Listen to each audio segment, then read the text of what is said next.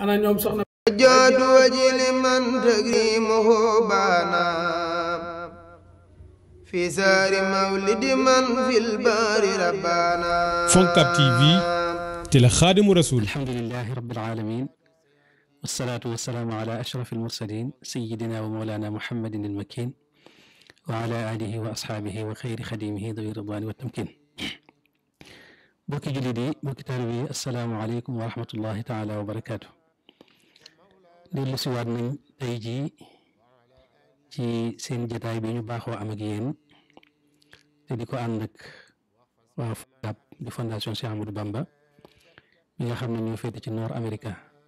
Amérique du Nord muy diggante États-Unis ak Canada ñu di ci lëkkaloo ak Foncab TV muy jotaayu kër Serigne Touba fu ne ni ñu ko defee woon ci yeesu nag incha allahu taala noonu rek lañ ko fas yéene defee ci bii ñuy fas yéene am ak yéen tey jii waaye nag ñu am mbégte bu baax ci ziyaar ñëpp ndokkeel ñëpp ñaanal ki nga xam ne moo di ak Cheikh Mouhamadul Muntaqa mu Cheikh Ahmadul Bachir mi nga xam ne moo toog jotaay Cheikhul Khadim suñu borom yàggal ko fi lool te may ko wér ak mboolem njabootu Cheikhul Khadim gi yëpp di ndokkeel nag jullit ñëpp ci weeru mag wi nga xam ne ci la ñu tàbbi di weeru rajabul fard te buñ ne rajab xel yi dem ci ay xew-xew yu mag yoo xam ne xew na ci mu bokk ca riñaanu yonente bi sallallahu alayhi wa sallama ak yéeg bu mu yéegoon jëm ci alxadra alqudsiya suñ borom jox ko fa la mu ko fa jox te mu bokk ci la mu ko fa jox lii di assalawaatul xams muy julli juróom kon ñu ngi ci weeru julli juróom waaye buñ ne rajab bi tam xel yëpp dem ci gan ak jamono kenn ci njabootu Cheikhul Xadim daa Cheikh Mahamadul Fadil am tam ñu ciy ndokkeel njabootam gi yëpp tàmbalee ci ki nga xam ne mooy Cheikh Abdul Baraka mi nga xam ne moo toogee jotaay Cheikh Mahamadul Fadil di ñaan suñu borom yàggal ko fi lool te may ko wér mu sax dëppoo yàlla dogal tey jii jotaay bi ñu amal ñu di ko amal ci ëtti Cheikh Mahamadul Fadil yi te mooy fii ci kër Cheikh Mahamadul Mamoun Mbàkke moom Cheikh Mahamadul Fadil tey jii moom lañ fas yéene àndal ci waxtaan wi ci jotaay bi nga xam ne mooy kër Serigne Touba fu ne te waa Foncab di ko amal rawatina Foncab TV kon Serigne bi ñu ngi lay nuyu bu baax di la ziar di la jotale itam nuyu ak ziar mboolem mbokki taalibe yi nga xam ne ñoo aju ci Foncab di am mbégte nag lool xam naa ne di la présenté sax wala di la xamaleeg ñi ñuy bàyyi xel wala ñuy seetaan loolu sax day mel ne taxsil xaasil lay doon rek daanaka ñuy mel ne nga naan géej am na ndox ndax bu ñu nee Cheikh Ahmadul Mamoun sëñ Mamoun Cheikh Ahmadul Fadal defe naa ñëpp danañ xam macha allahu taala xam-xamam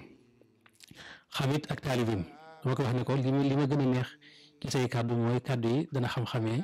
te dafay taalibe te loolu dañ koy soxla lool ci maanaam jotaay yu mel nii ñu ñëw nag tey jii seet si la ngir waxtaan ak yow ci liggéey bu am solo bi nga xam ne suñu bokki taalibe ñu ngi koy liggéey te lépp tegu ci ndigal ndax ndigal li mi ngi tàmbalee ci ndigal Cheikhul Khadim di jaar ndax moom sëriñ bi mooy ki nga xam ne moo njëkk a taxawal ay këri lislaam sañ ci ay dëkk jublu ca jàngale ak yar ak it liggéey loolu moo taxoon mu sañ ci Daaru Salaam ba sañ ci Touba ba sañ ci Mbàkke ba ak yi ci topp yëpp loolee nag day mel ne mooy wéy ba Cheikh Mouhamadou Mourtada bi mu ñëwee moom itam dégg njàngale sëñ Touba tax mu joxe ndigal ne nañ taxawal ay këri lislaam nañ taxawal ay këri yàlla la ko daan tuddee te mooy ay kër maanaam ay kër sëñ Touba loolu nag mu tasaaroo ci mboolem diaspora bi yëpp nag bi sëñ Mamoor ñëwee itam wut Cheikh Mourtada itam moom itam yéen sa laat ndigal loola gën koo yaatal itam ba nga xam ne tey jii foo dem ci Amérique googu wala ci Canada wala ci Europe wala ci Afrique da nga fay fekk ay kër sëñ Touba yoo xam ne rôle bi nga xam ne moom la kër sëñ Touba war a am te mooy rôle jàngale ak yare ak tasaare message su sëriñ bi nga xam ne mooy message l'islam kër yooyu ñu ngi koy taxawee ba ci sax rôle social ci wàllu booloo ci wàllu jaxasoo ci wàllu ànd ci daayira yëpp incha allahu taala sëriñ bi bëgg nañ mu ñëwee ñu ci kon waxtaan ak ñun ab soññi boo xam ne mboolem kuy teewlu waxtaan wala nga di ko teewlu ji ëllëg dañ ci mën a maanaam teg sa tànk mën a xam fi ngay jaar mën koo jariñoo ba liggéey bi mën a jëm ci kanam kon du ma guddal Cheikh Mouhamadou Mamoun ñu ngi lay nuyu bu baax di la siyaar la ndokkeel nag bu baax ci weer yi nga xam ne mooy weeru rajab yi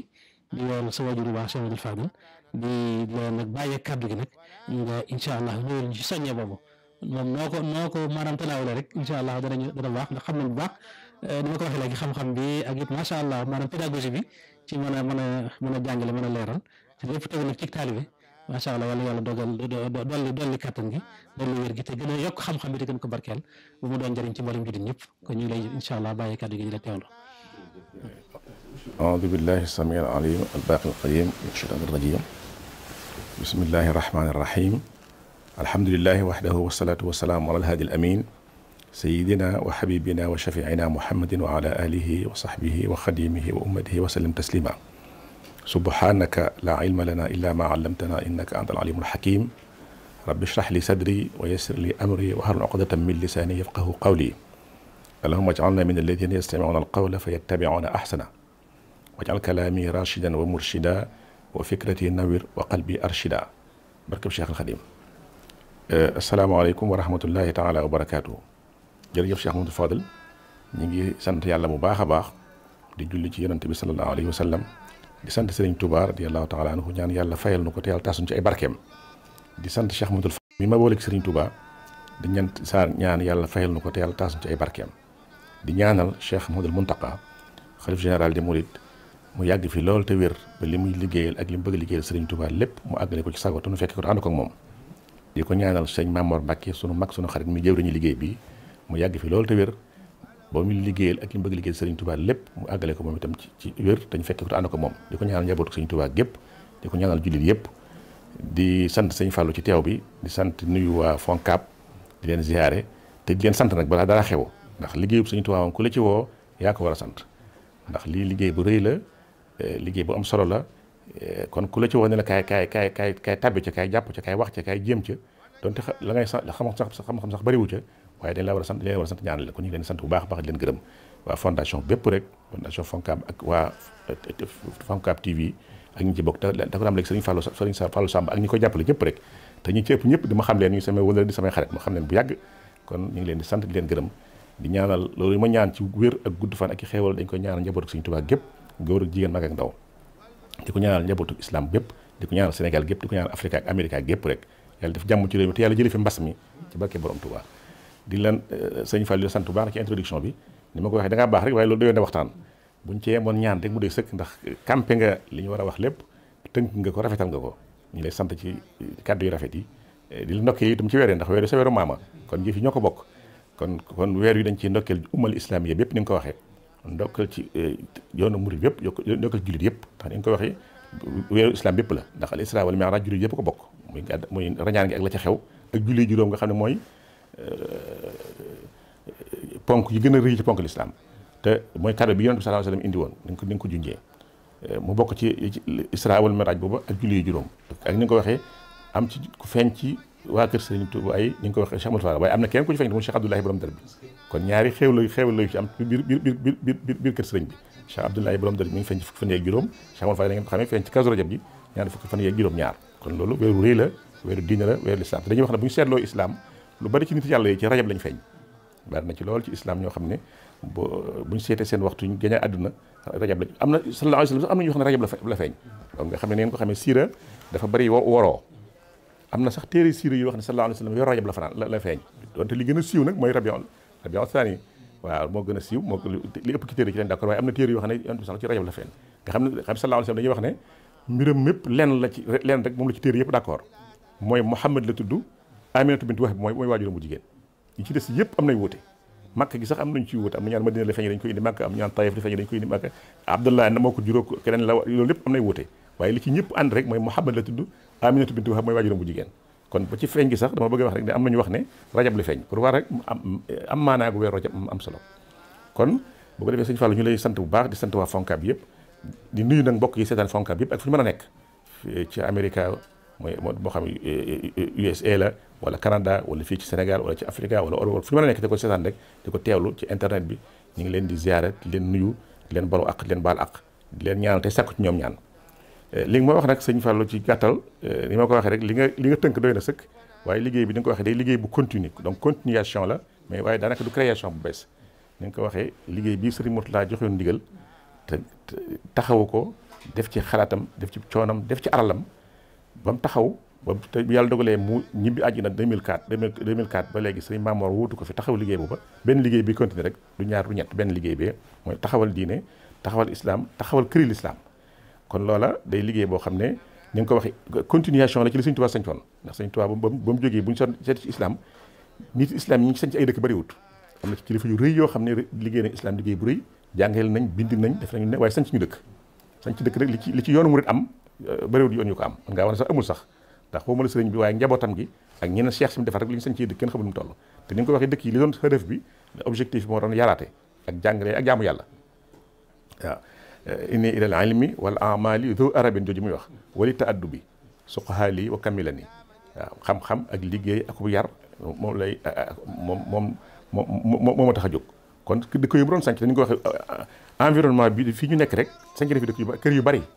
laata mu jàll daaru salaam mi wax nga ko am na fi wax daarul alimul xabir am na ñu wax daarul mannaan am na ñu wax daarul minan am na daaru rahman am na daarul quddus mu door ak si Touba nga xam comme multiplier ay kër yàgg na fi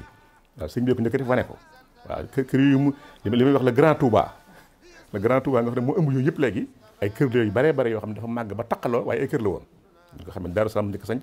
dafa ñu daarul alimul xabir am na genn daarul alimul xabir bu mu sanc ci wet ga am na daarul mannaan am na daarul rahman mooy fi sëñ choy bu nekk am na daarul minan am na daarul quddus door a ñëw Touba door a ñëw nga xam yi fu ñu ne kër la woon kon lii istimrar la maanaam continuation la pour loolu si mu doon def muy loo xam ne nag day facteur d'union ndax ngeen ko xamee toolu àllarba yi daan am bi ñu xalaatee xalaat daayira Sëriñ Cheikh Mbacke suñu mag ju baax ci liggéey bu rëy dañu wax ne dafa bëggoon mu wuut toolu àllarba ndax bu njëkk nit ñi dañ daan def taalibe yi boo nekkee ci dëkk bisu àllarba nga wutul sa sëriñ bisu àllarba ndax boobu lépp na ci activité agricole la woon mbay bu àllarba ñu xëyal sëriñ bi defal toolu sëriñ bu noppee ñu bay ko dajale ko indil ko sëriñ mu def ko ci liggéey bi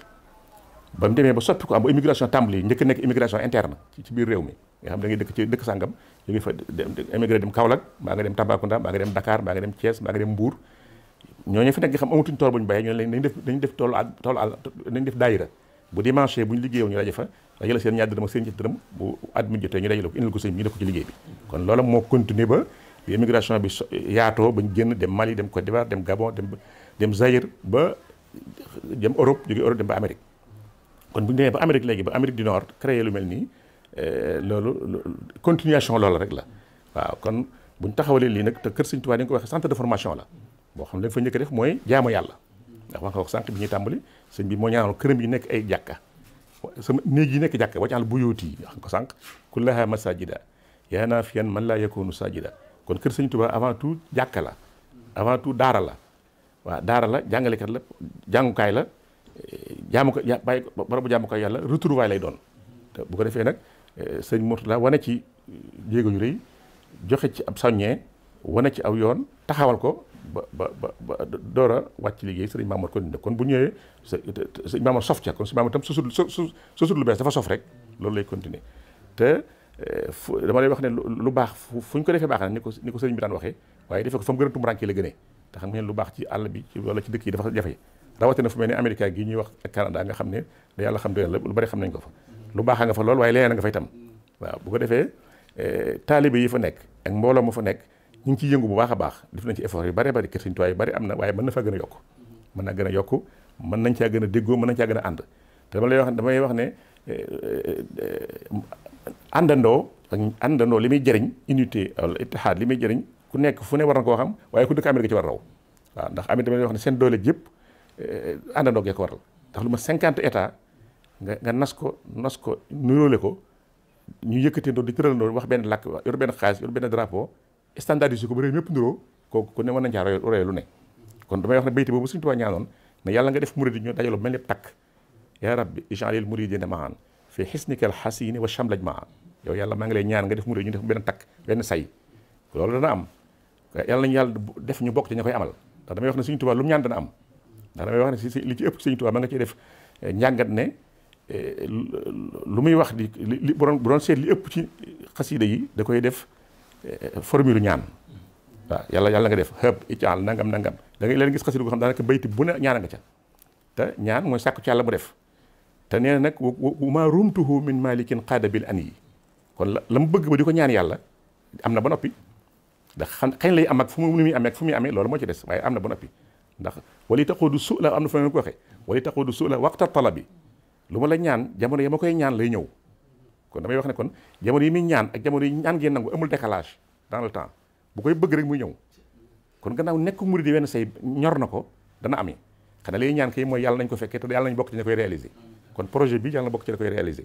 te it ku ne war na koo xam ku ne war na cee xam njëriñe ba mu des na war na koo mën na koo mën a réere ba mu des kuy dund Amérique ndax ni ma ko wax doole Amérique yëpp ak seen secret yëpp ci àdduna si mooy li nekk benn 50 états yi bu ñu tasaaroo woon rek daal mel ni ñëpp waaw waaye àndandoo gi ak bennoo gi ak yëkkatindoo gi ak tërandoo gi moo tax ñu àgg fi ñu àgg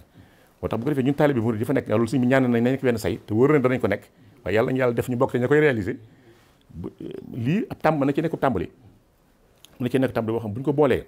di ci yëkkatindoo di tëralandoo def ko muy benn liggéey te sëriñ bi tax lépp jëm ci sëriñ bi rek da jàll jàppandi benn liggéey te sëriñ bi tax bu ñu ko defee rek da mën a jàppandi damay wax ne man su ma ko mënoon tey 50 état bu ne dama fay tabax kër sëñ Touba def ko àddee sëñ Touba kon 50 état yëpp état bu ne su ma mënoon ne Bill Gates tey mbaa ma ëppale ko 50 état bu ne dama fay tabax kër sëñ Touba jox ko àddee sëñ Touba te xam naa ne murid yëpp yéen a jóg nañ am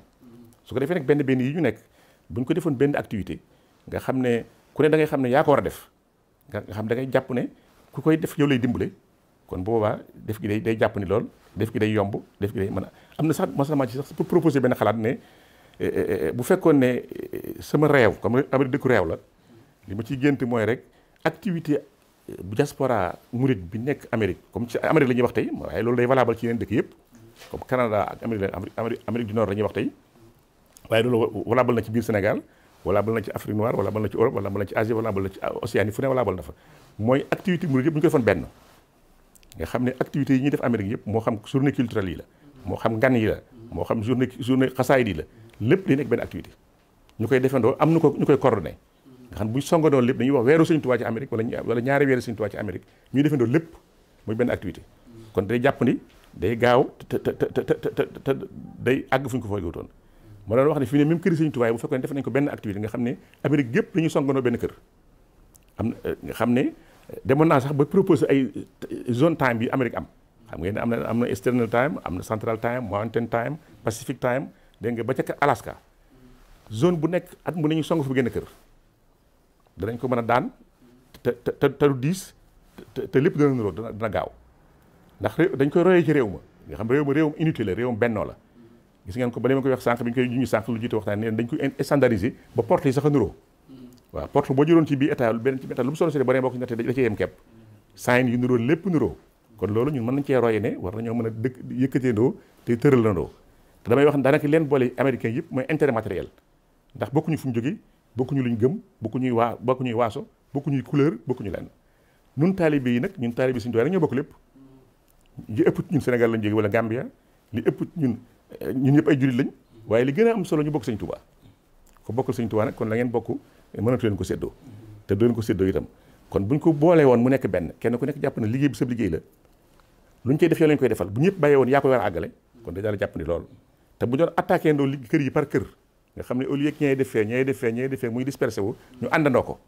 buñ ne tey dañuy def kër ci ist bi penk bi benn kër boo léegi ñu def ci central bi benn kër boo léegi ñu def ci montagne bi benn kër boo léegi ñu def pacifique benn kër fukki at rek ñu mën a wër Amérique yëpp loolu nag xalaat la bu may wax noonu rek mën nañ caa àgg waaye yàlla nañ caa àgg te fekk bismillah waaw ñu xam ne liggéey bi liggéeyu Sëriñ Tuubaa la ñëpp ko bokk kenn ku nekk war nga caa def sa loxo kenn ku nekk war ngaa jàpp ne yow lañ koy defal kenn ku nekk boo jàppee ne yow lañ koy defal rek liggéey bi day jàppandi liggéey bi day yomb liggéey bi loo ci def doo ca tayal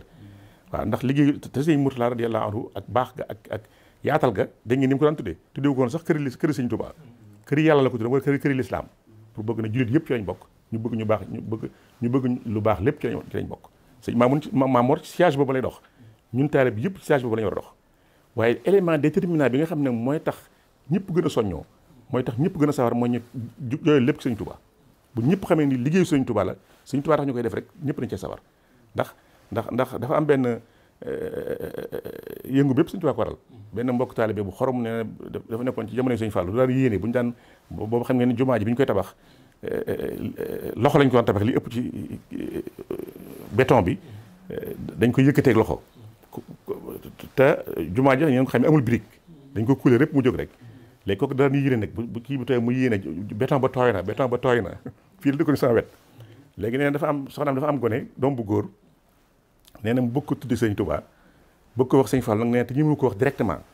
mooy dama koy kàll xam naa ne Sëñ Fallu bëgg na dégg wala fuuf bu ma ko kàllee dina xam li ma bëgg a wax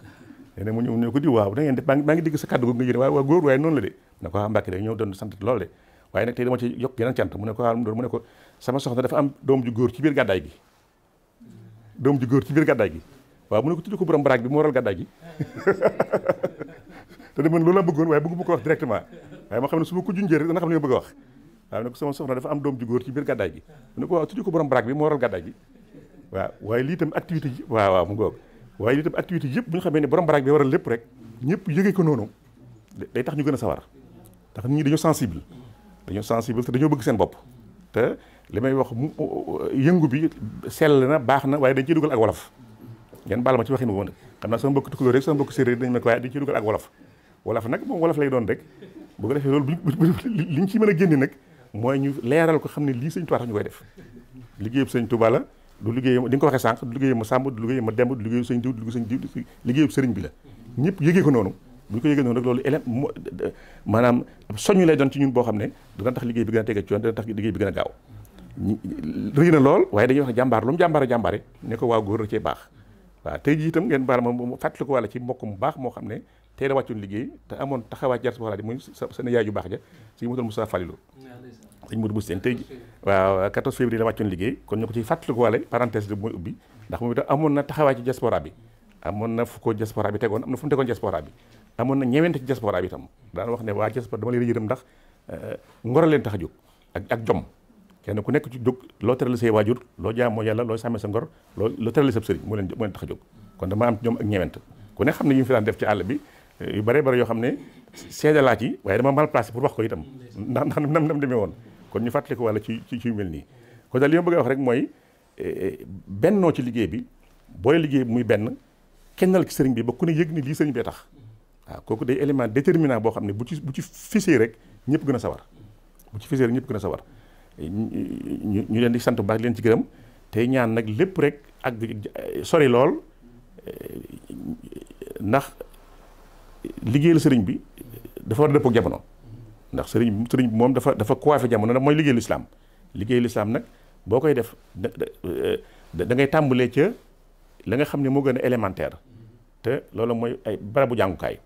te yéen a ngi ci sax wax gis naa ci barabu jàngukaay yu bari maa ngi sëriñ bi ak si léegi mbokk yu tedd yi am na yu bari yu ma fa gis waaye mën na ko gën a weesu maanaam élan bi ñuy doxee mën naa weesu foofu waaw ndax itam buñ ko surtout li ci gën a xaw a sooxeel mbir mi sax bu fekkee ne sooxe am na mooy dispersion bi ñi jëm nii waaye suñ ko boole woon muy lenn nga xam ne discours yëpp fu lañ ko waroon a jooyal fexe ba li ñuy def lépp di benn royee ko ci Amérique googu dafa yomb ndax nit ki mën koy wax lu mu xamul waaye lu muy dund moom boo ko waxee dafa yomb dollar bi foo wàcc Amérique amul dollar Californie ak dollar New York ak dollar Atlanta ak dollar jooju benn dollar bi rek waaw how you doing foo ko waxee how you doing la waaw foo wàcc ne how you doing ñu xam la ngay wax kon bu ko defee loolu mën nañ cee royee nag ne te ñoom dara bëriwul lu dul intérêt matériel waaw ñu wax naa ne ñi Asie lañ jógee ñi jógee Europe ñi jógee Amérique ñi jógee Afrique ñi boole bokkuñu diine ñi ay juif la ñi ay chrétien ñi duñ dara ñi di jullit waaye lépp am na intérêt bu leen boole muy intérêt matériel bi ñun li ñu boole moo ëpp loolu lépp ndax ñu ci ëpp ñu ni ma ko wax sànq ay africain lañ ñun ñëpp ay jullit lañ li ëpp ñun ñëpp ay talibé Sëñ Tuubaa lañ te liggéey Sëñ Tuubaa mooy liggéey l'islam kon bu ñu ko doxalee noonu rek dugal ko ci élan boobu rek dana tax ñëpp gën cee sawar te bu ñu fexee bu lépp nekk benn fii nag cadre la boo xam ne taxaw na ñëpp na cee jàpp mu piloté liggéey bi ñëpp jàpp ci ku ne am ci foofu féete waaye ku ne yëg ci sa bopp ni ko wax lay waxee yëg ci sa bopp ndax li ma ko waxee wolof dañoo bëgg mu tuut dañoo xaw a doy waar ndax it yoon yi dafa màgg ba ku ne am na foofu féete ku ne am nga bunt lépp na ci kenn ki la jëm waaw ndax it li sëñ Fallu moo xoon benn mbokk rek mooy dañoo war a bàyyi nii ñuy def ku ne ba law fi baram naan mënum lëm te kenn du fi dara lépp borom baraag bee mu ne ku si taalib bi waroon ba nga ne yéen kat dama àndoon ak yéen ngir sëriñ bi waaye dama bëggoo naa nee na bala ngaa daane rek boo yeewoo boo gestoo doo gis ko la so dol sax la donc élément fédérateur bi lépp sëriñ bi waaw donc buñ jooyalee liggéey bi yëngu bi ak dal bi lépp ci sëriñ bi rek lépp di yàlla gën a yomb waaw loolu daal xam naa sëñ Fallou dama ne bokk na ci li ñuy junj rek waaw jégalu ci kàddu gi nag waaw di masawu mbooloo mépp di leen ñaanal ñëpp di sàkku ci ñoom ñaan te ñaan ñu dund ba 50 états Amérique yëpp état bu ne dana am kër Sëñ Tuubaa te yéen mën naa nekk ndax la waajo waxoon ne l'impossible n'est pas français mais ñun tam dañoo wax ne l'impossible n'est pas mouride y a rien d'impossible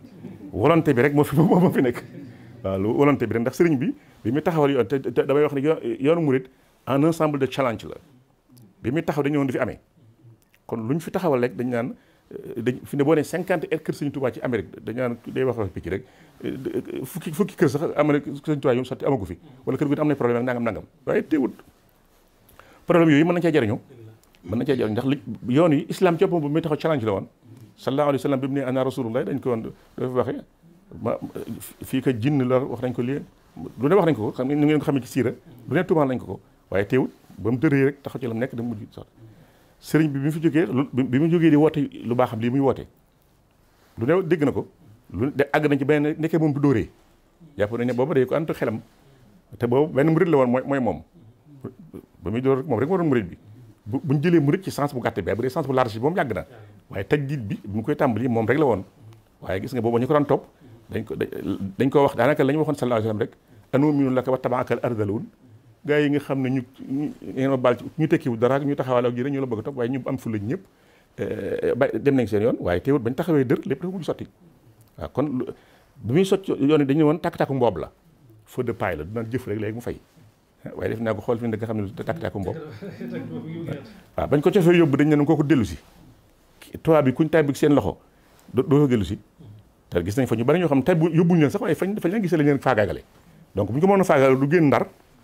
kon duñ ci sonn nañ yóbbu Gabon ki yooyu yëpp day indi coono nañ ko liquider ca Ndar rek mu jeex te lu leen dañ na ko ca Ndar moom nañ ko fa liquider waaye moom donc képp kot ba mu demee Gabon xam nga la fa daj moom képp la woon bi mu dellu see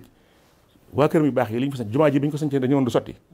am na koo xam ne sax nee nañ bi Cheikh Moussa njëkkee natt jumaa ji dafa ne Cheikh Moussa dafa xamul tabax waaye lii mënu fi àgg mu ne ko kay Moussa xam na tabax yow moom mooy moo xamul Sëñ Tuubaa waaw Cheikh Moussa xamul tabax ndax lii mu fi rëdd du fi sottee réew mi fi ñu toll amuñu luñu lekk amuñu naan koo gis néegu ñax la ko leen siw néegu ñax bu baax ay baraag la ñuy def ci ay dóor ak yëf muy rëdd lii dafa xamul tabax mu ne ko kay Moussa xam na tabax moom moo xamul Sëñ Tuubaa Sëñ Tuubaa tàmmul lu àggut Sëñ Tuubaa tàmmul lu àggut kon lu ñu fi mës na càcc tudd rek dañ naan mënta nekk waaye nag loolu la murid di bañ murid moom rien n'est impossible kon 50 kër yi ñuy imaginer mën naa am bu baax a baax nga xam kër état bu ne ci am da nga am sa kër Sëñ Tuubaa te lu mel ni Bill Gates mën naa feeñ ci murid yi ku ko ëpp xaalis sax mën na fi feeñ ndax sëriñ bi moom lu baax lépp moo ko yeewoo lu baax lépp moo day lu ne nag dafa accès gul waaye lu ne da koy programmer waaye adduna mën naa dox bañ gis si koo xam ne mooy ëpp li Bill Gates bi fuuf xaalis taxaw ne nañ tabax kër Sëñ Tuubaa ci dëkk yu ne ay Bill Gates sax mën na ci feeñ waaw ndax li ñu réaliser ci yoonu murid bañ koy sos dañoo jàpp ne lu mënta am la kon nag bu ko defee li réaliser loola mën naa réaliser kër yi waaw te ndax dara ci mbirum sëñ bi ndax koo xam ne lépp dañ ko nangu kuñ nangu sa lépp nag te dañ ba muy ñaan yàlla mu bëgg dem ci tukki ba ne ko loo soxla da ko ne lépp defal naa la ko mu ngoog bokk gannaaw lépp ngi ci biir nag mën nañ cee cof rek tabax 50 kër am déet xañ na ji tam mën naa nekk te murid yi am na yéene ji te cadre bi koy coiffé taxaw na ba noppi kon kay buñ ci góorgóorlu rek mën naa nekk waaw yàlla nañ ci yàlla dimbali mu taxaw ak jàmm te ñu fekke ko te bokk ci te yàlla defal ñu yiw musul ñu ci mbas mi musul ci Amérique ak Afrique àdduna gépp ñuy nuyu mbokk yu baax yëpp nag ca Canada ak États-Unis ak yëpp rek suñuy wëlër lañ suñuy xarit lañ suñuy am di jàmm lañ ñi ci xam ak ñi ci xamul ñëpp ñu ngi leen di ziar di leen ñaanal te sàkku ñoom ñaan te ñaan nag mbas mi yàlla jëlee ko fi waaw ci loolee sëñ boon anzil shifa ak makana daa i wala tuamilna bil ibtilaa yi ak loolee mu ne woon fa bi du'a yi yasriful balaya wa bir raja i yujidul ataaya kon nag beneen xaw fa raja rek nañ nekk foofu te dalal xel yi waaw yàlla faj aajo yëpp ñu ngi jéggalu nag ci guddal gi ak baamu gi waaye xam ne lépp xër la rek ak it sant leen bu baax dama ko tàmbalee woon rek ci boole ngeen ma boole ci liggéey bi waaw ndax kuy liggéeyal Sëñ Tuubaa ne la kaay ñëwal tàbbi ca yéene la yiw naa ci wax benn anecdote tijje ko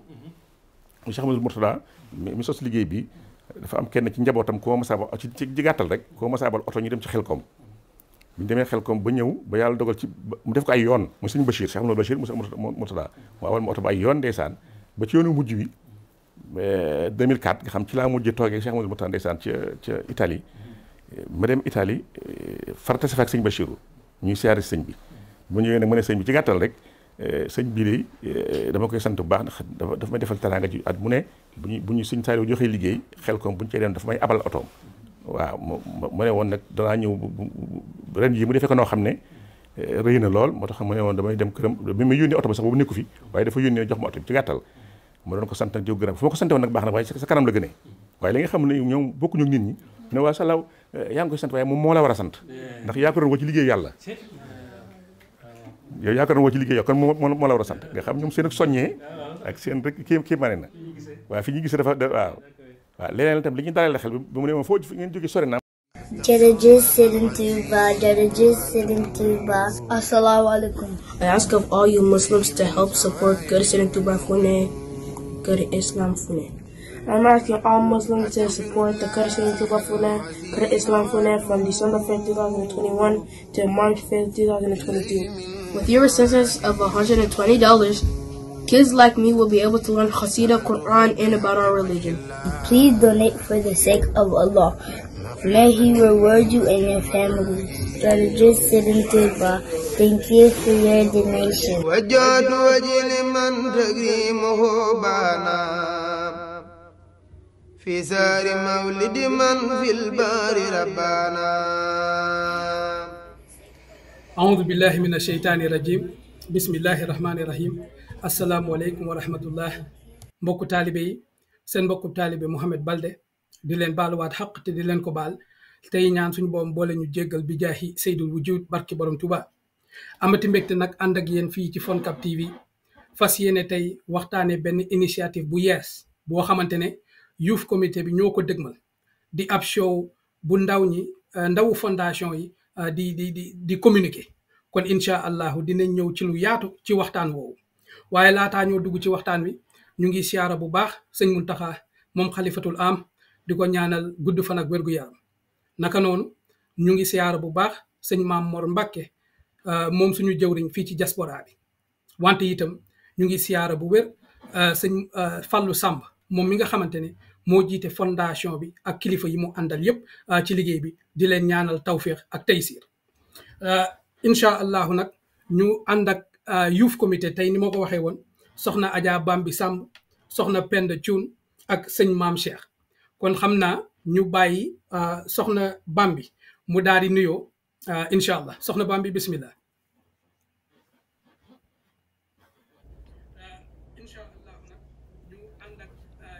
Auzu billahi mina shaytaani rajim asalaamaaleykum maa ngi nuyu ñëpp di leen ziyaare. macha allah soxna Bambi ñu ngi lay jaajëfal macha allah ñu ngi lay jaajëfal bu baax a baax naka noonu ñu dem ci soxna Penda ñu ngi lay siyaara.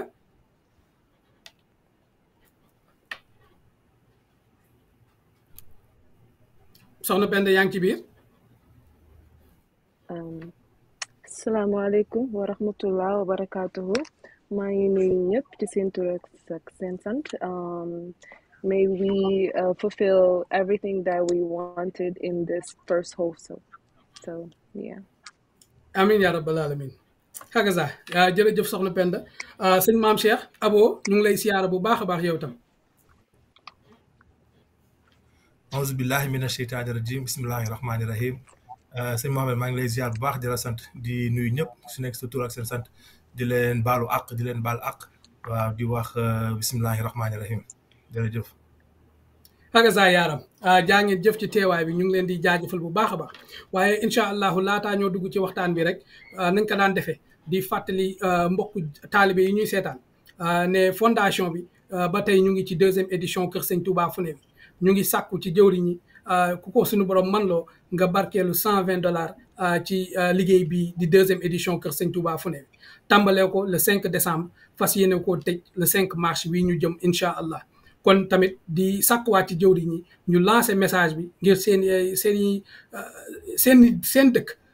ñëpp dégg ko jullit ñëpp dégg ko ñu tàbbi ci liggéey bi incha allah xam naa tey moom dinañ xaw a soppi waxtaan wi tuuti ndaxte dina doon ab wolof wante tamit dina doon ci anglais ndaxte show bi li ñu nar a waxtaane dafa am benn audience mooy tout tànk yi ñoom la ñu bëgg a waxal moo taxit yenn saa yi dinañ dugal baatu nasaraan ci biir waxtaan wi te mu fës ci nag incha allah ñu ngi jéggalu kilifa yi bu baax a baax ci wàllu woowu soxna Bambi so I will start with you as I understand it you will be the host of this new show so first of all congratulations I think this is it's a wonderful thing so as a host of this show I would like you to tell us what is the name of the show and then where did this concept come from? Assalamu alaikum, greetings to everyone. I am Ajibambi Samb. So, like you said, it is a new concept. The show will be called Foncab Youth Series, and it's coming from a group of youth that we want to make an Islamic series that is talking towards us in our own language. So it's targeting us in a way that we will understand more about our religion and our everyday Islam.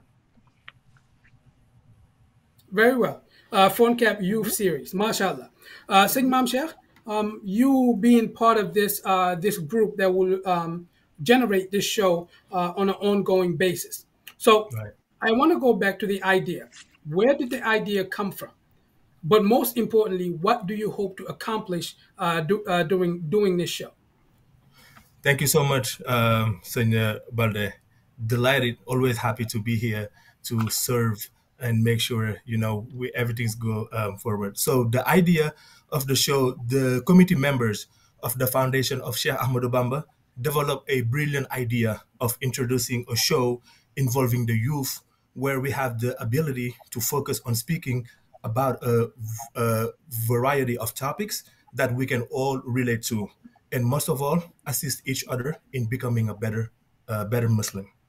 So, what we are planning to accomplish with the show, with the new show, we hope to accomplish reaching out to numerous youth living within the diaspora, including the US, Canada, all over the world, because we understand how difficult it can be not to be influenced by people who may not share the same value as we do, especially from an Islamic perspective. So we must also keep in mind we live in a time and in a world where there are people out there who try to spew endless hate about Islam. So with this program, we expect to deliver important content about Islam and a variety of other topics that we will all benefit from. Mashallah, mashallah, Abu. That is a wonderful idea, and you are absolutely right. We live in a time where the messaging may be negative, so we have a responsibility in order to portray Islam in its true form. So thank you guys for that, and I love the vision. But before we continue, I want to provide a quick shout out to Sohna Daba Fofana. The only reason I do that is because I understand that she is truly involved in the development of the youth within Foncab. So this show, in a sense, is her show. So Sohna Daba, you and the executive committee, congratulations for bringing the youth into this into the Foncab TV platform in order for them to translate this message to a larger audience. So thank you very much for that. Sohna Penda, this show, the Foncab Youth Series, will it be in Wolof or will it be in Spanish? Spanish, excuse me. Will it be in Wolof or will it be in Wolof? And why do you choose the language? Okay, so this show mainly we will mainly use English. Why? Because it's easier for the youth, and we will use a little bit of Wolof. However, Wolof is very restricted and limited, and we are trying to reach as many community as possible. So we will be using English more so. However, dinañ wax tuuti Wolof. Mashallah, mashallah. Loolu nag am na ci solo, am na ci solo. So Soxna Bambi, ñu ñëwaat ci wàllu I topic. didn't get to the expectations. I'm sorry. Bismillah, go ahead, go ahead. Just to piggyback on Sirin Mam Sheikh, the expectation is we're trying to reach as many youth as possible. And the expectations for this is for at the end of each series to learn more valuable informations that we will use in our daily lives. And also to learn more about our tariqa as well, not only for the Senegalese community, but also for the Muslim community to know more about Serigne Touba. So, yeah. Mashallah, Sohna Penda. I love the vision. It's not just Murid geared, but it is Islam in general. And I think that is the way to go. So thank you guys very much for that. So Sohna Bambi, maybe Singh Mam Sheikh touched on this a little bit. But as far as the topics are concerned, how will you guys determine the topics to address on each series? So the topics, our main goal is the topics that are going to be asked, addressed by the youth. So it's going to be a sort of for the people, by the people type of thing. So it would be by the youth, for the youth, because I feel like there's no better way for the youth to see themselves if they're the ones asking the questions, they're the ones who are doing research and seeing what they want to know. So it will be determined by us, which is Mam Sheikh, Sohna Penda, and myself. And then also other youths. We wanted to get to a point where youth all over the world will be able to ask questions and have them answered on our show. Very good, very good. I'm going to continue with that process and go to Sohna Penda for a moment. So, Sohna Penda, we just heard what Sohna Aja has to say about the show itself. Now, when it comes to communication, we know that we live in a time where communication is very important in everything that we do. So, what is the youth committee's way of communicating this show to the masses? So we will heavily use social media. We find out that youth are mainly active on social media like Instagram, Facebook, TikTok, any other social media area. So yes, most of our platform will be social media. However, we will use data in any social events, word of mouth, to advertise our series, just get our address across, and any messages that we need to be addressed. So yes, we will mainly use social media and a little bit of data or special events that's going on, religious events. Yeah. Mashallah, mashallah. So I think at this moment it would be a perfect time to actually call out the Jordans. I think part of this work will involve the Jordans in order for them to translate this information to their local dialects. So mbokku taalibe yi kilifa yi ñu ngi leen di siyaaraat bu baax a baax ànd ak youth comité bi fas continuer suñu waxtaan rek ci series bi nga xamante ne moom lañ tàmbale duppee ko Foncab Youth Series wante lii dafa am solo lool te ñu ngi sàkku nag ci jëwriñ ñi nga xamante ne ñoo nekk biir Foncab di yaatal information bi di Youth Series ci seeni biir daayira ndax tout tànk yi mun cee gis seeni bopp di ci poser ay questions yu jëm ci seeni diine kon loolu dafa mel ni liggéey bi mu ngi ci loxo jëwriñ ñi ànd ko youth comité bi sëñ Maam Cheikh ma daal di ñëwaat ci yow tuuti ci wàllu benefits yu show bi ndax mun nga ñu ci dugal en detail. Tell us exactly what are the benefits of this show. So,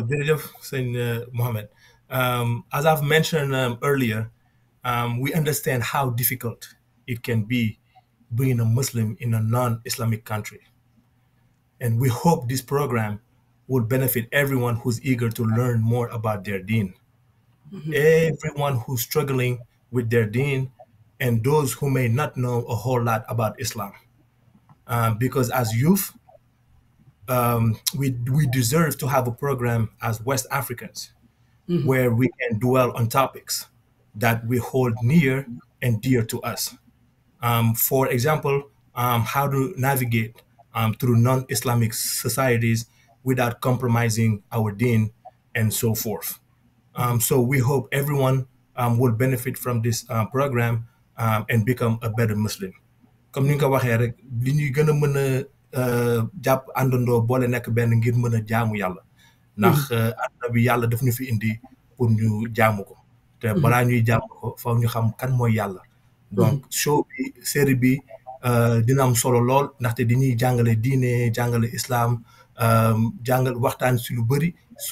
comme ça ñu gën a mën a am ñëpp mën ci bénéficier wu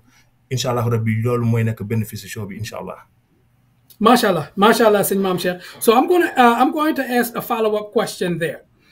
So do you guys have a system in place to speak to scholars to help answer those questions for you? Can you talk about that a little bit, please? Yes, that's a great question that you ask, and yes, we have a plan in place to reach out to scholars and then to our jury that we have as well, because mashallah, God gifted us with jury who have knowledge, who know about Islam that we have here on the foundation of Sheikh Ahmadou Bamba. So we will utilize that to make sure that we're going to reach out to them and tell them about this series, and tell them that we need their help in order for them to be host in the show, and then come and talk to us, the youth, and everyone in the world. So everyone will benefit from this show. Also, after we go amongst our family, our Jorin, which is in the community, we will also reach out to scholars that we know that came in past convention to speak about Islam. So we're going to reach out to them as well, and then use all the knowledge and all the connection that we have to get them on the series in order for the series to be successful, inshallah. Inshallah. MashaAllah, Sayyid Imam Sheikh. I think based on everything that is said here, this show is not really or only the youth responsibility. All of Foncab has a responsibility in order to push this show forward. We are required, in a sense, to assist the youth committee to make this a success in order for all of the youths in the United States and in Canada to partake in this new series. So I am very happy to hear that. So I'm going to ask Sohna Bambi quickly. As far as this show, how would you gauge its success? So personally, for me, I believe that the show will be successful if once you go around and you see people talking about it, especially the youth, but not only talking about it, but also talking about the things that they have learned for the show.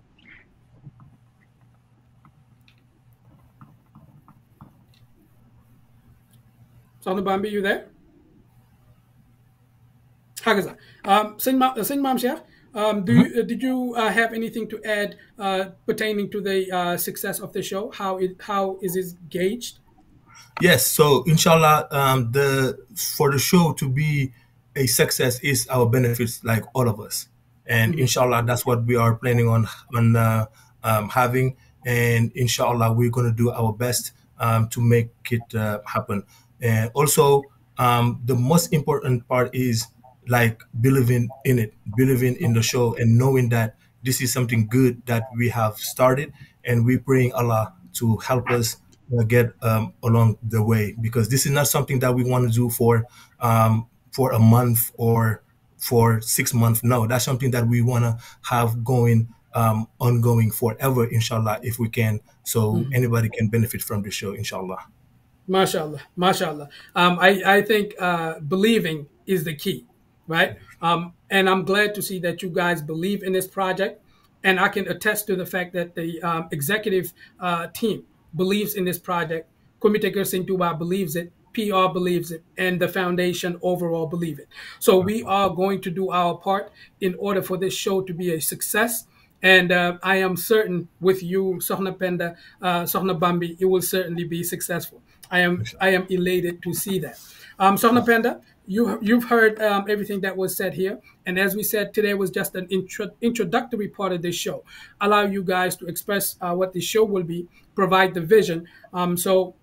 in closing, what do you tell us? And also, if you are able to provide a sonye for the second edition of Kër Sëñ Touba Fune. So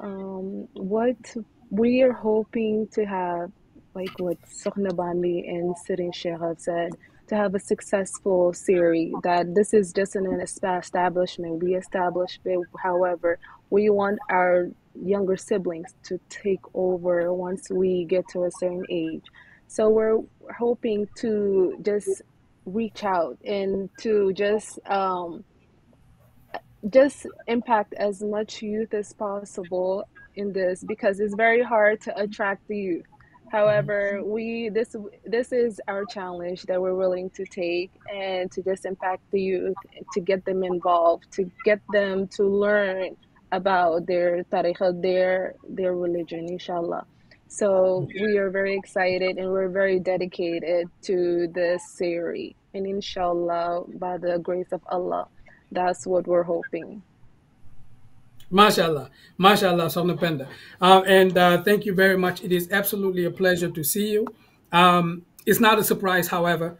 Your father, Bai Mbakitun, he has shown us the way. So you being here is an expectation rather than a surprise. So thank you very much for being with us. Is Sohna Bambi back online or is she still having issues? I think Sohna Bambi is still having some technical difficulties. So, Saint Mam Sheikh, I'm pretty much going to give you the same process.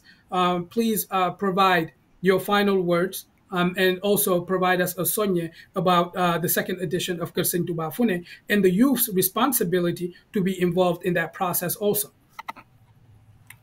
Once again, thank you so much, Jordan. Like Sohna Penda said, this is essential. This is really important series that we have started, and then we praying, but nothing but success, inshallah Rabbi. And as I said, we all here to benefit from the show, knowing that what's the reason why we're here on earth is to worship Allah. That's our main mission. So knowing that will help us do better, will help us get better, and will help us, inshallah Rabbi, come together for the show to be a success. Now, the as you know, the foundation of Sheikh Ahmadou Bamba, they have a Kër Sëñ Touba Fune program from December 5th until March 5th. So inshallah, it's almost March 5th. We have about 2 weeks left, inshallah. So what we want to do is we want to have everyone help us get to our goal by getting as many donations as possible. The importance of Kër Sëriñ Tuba is, which known as Kër Islam, of House of Islam, is that whenever you move in the US and in Canada, so that's the main focus, to have a Kër Islam in the US and in Canada, all the states in the US. What's really important is that when you move from state to state and you already have a Kër Islam there, it's going to be a smooth transition. Also, what's important is we need Kër Islam to bring the community together. We need Kër Islam to learn about Islam. We need Kër Islam to learn Quran and the meaning of Quran. Wallahi, saying Muhammad, we need Kër Islam to stay away from the influences of Shaitan. We need Kër Islam not only for us, but for the kids as well, where we can have a Kër Islam for them, and we can help them with their after-school program, help them with their homework, and where they can play as well. So that's really important. We're counting on everyone to make the Kër Islam really a success. It's I have a quote from our Jordan here, Jordan Saint Mustafa Job. I'll close with that. So it's 120 par année. Kër Tuba fu waay mën a ne ndigal la jot la fu ne kon def ci foo mën a ne jërëjëf. Mashallah, mashallah, Saint Mam Sheikh. I don't think I could say it any better. You pretty much concluded it all. We are here to worship Allah subhanahu wa ta'ala. And it is just a pleasure to see the youth committee in the United States and in Canada working to make sure that the next generation, our brothers, our sisters, are taken care of in that sense. So I want to thank the youth committee very much. I am looking forward to this Foncab youth series. And as I stated before, we will participate as expected, whatever you need from the executives, from the different committees, please let us know and we will partake gladly in this wonderful initiative. Mbokku taalibe yi ñu ngi leen di santaat bu baax a baax di leen siyaaraat bu wér lii moom tawféex la ay tuut tànk nekk biir États-Unis nekk biir Canada taxawal ab lu ñuy tuddee Foncab Youth Series jàngal tuut tànk yi seen diine di répondre question wante li ma ci gën a neex mooy dañoo andi seen style bopp style bi mooy lan jokkoog seeni morom ci anam woo xamante ni mun nañ déggante loolee tawféex la kon ñu ngi leen di jaajëfalaat bu baax a baax waaye ci la may tëjee rek di fàttali mbokku taalibe yi deuxième édition Kër Sëñ Touba Fune ba tey ñu ngi ci fas nañ ñi ko yéene tëj incha allahu le 5 décembre bii ñu jëm comme ni ko sëñ Maam Cheikh waxee daanaka 2 semaines moo ci des ñu ngi sàkkuwaat mbokku taalibe yi ñu barkeelu $120 ci liggéey bi ku ko sunu baram mën loo nga dem online www.foncab.org wa illaa nga def ko par Zelle, cash or PayPal ñu ngi leen di santaat bu baax a baax amati mbégte ak youth comité bi yàlla xam na ne Foncab youth series bi lu ñu yàgg a séntu la kon incha allahu yàlla nañu suñu boom defal tawfiq ñu àgg ceeg jàmm incha allahu ñu ngi leen siyaaraat bu baax a baax seen mbokku taalibe Mouhamed Balde asalaamualeykum wa rahmatullahi taala wa barakaatu. وجاد وجل من تكريمه بانا في سار مولد من في البار Foncab TV télé Xaadimu Rasuul jërë ngeen jëf